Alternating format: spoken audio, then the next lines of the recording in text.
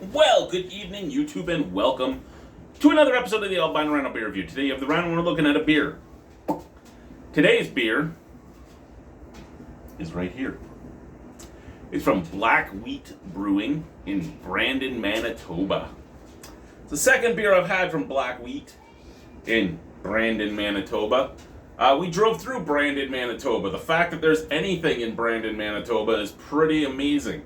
The one beer I had from them, I did not fucking like. It was not what it said it was on the can at all. But this one says it's Mega Mango wheat beer at 5.5% alcohol by volume.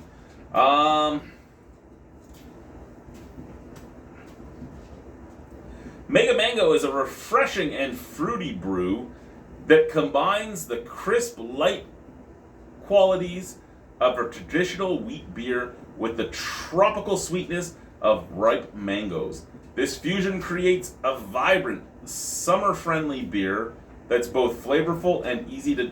I just bought this,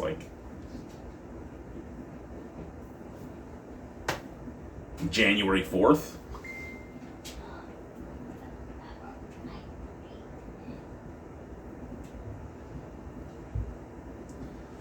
I'm just trying to see if I can make out its canning date, or if it's a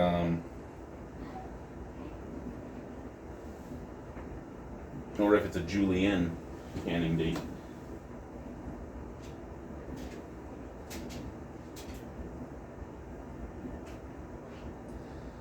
"16th of September 2024. Okay, well, it's better than I thought it was going to be, but how did this just make it to my bottle shop over 3 months later? It is a problem that can come with private enterprise as well as public enterprise, because you can deliver something to the LCBO, but if you're delivering to the LCBO's head office, it could be sitting for months and months and months before a customer gets to have it. And I don't know. Did Blackbridge hit up Urban Cellars after they've had this beer for 3 months and be like, "Hey, do you want a mango beer for your craft beer section?" Is that how it went down? And how do they choose which beers are going to be sold as singles and which beers are going to be sold as 4-packs? Because everything is 4-packs. That is a beautiful... I actually think it's mostly... I don't actually think I've seen that it's mostly non-Saskatchewan brews that are sold in the singles section. A lot of them are BC, Alberta, Ontario, Manitoba. It looks like mango juice, it really does. It is hazy crazy. It's got that beautiful orangish hue. It had bright white head that's gone really quickly, as Malty brought up on one video. He's like, citrus usually kills off head, and he's right, citrus does usually kill off head, so it's weird when you see the head stay. This one, the head's gone. Just one or two snap crackles. Scent from the glass.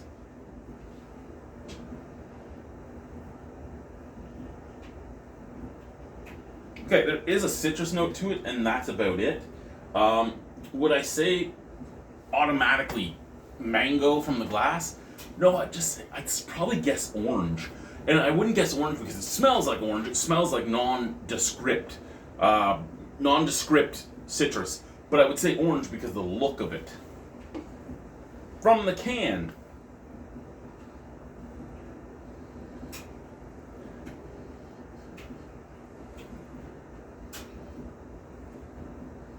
Again, a nondescript citrus note, but I would aim that citrus note more towards oranges as well.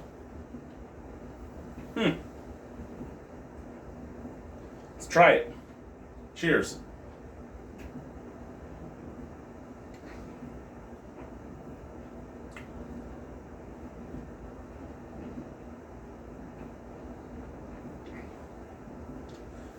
Medium bodied. Full mouthfeel.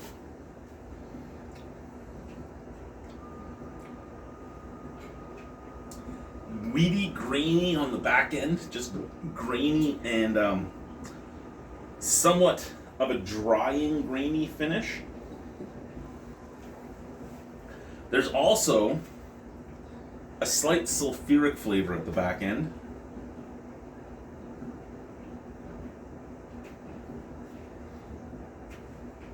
It's very acidic. And with a tiny touch of citrus. Now the citrus, though it smelled like orange, both out of the glass and the can for me, it does kind of taste like mango, but like really under-ripened mango, like no sweetness or anything to it. You know, have you ever bought a mango at the store and your first mango, the very first time you buy a mango at the store and you cut into it that very first time, you're not 100% sure what you're doing or when it's perfectly ripe or anything like that, and you cut it, it's still really hard and it's hard on the inside and it has a slightly mango-ish taste, but it's not sweet at all. That's kind of what I'm getting on here.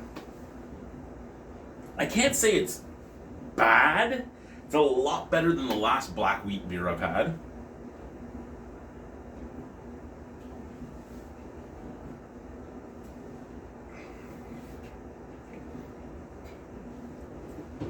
I'm not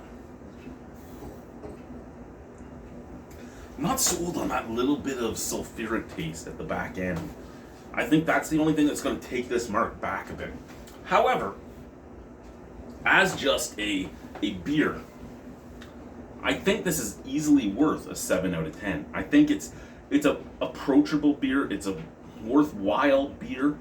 It's not one of those beers where I would shy away from it per se, but it's not a beer I would normally gravitate to.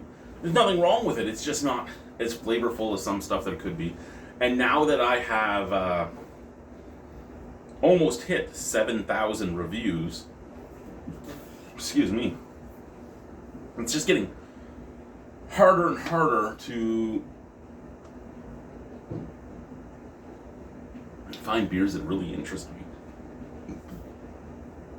But I think if I had tried this beer years ago, I'd probably give it under a 6.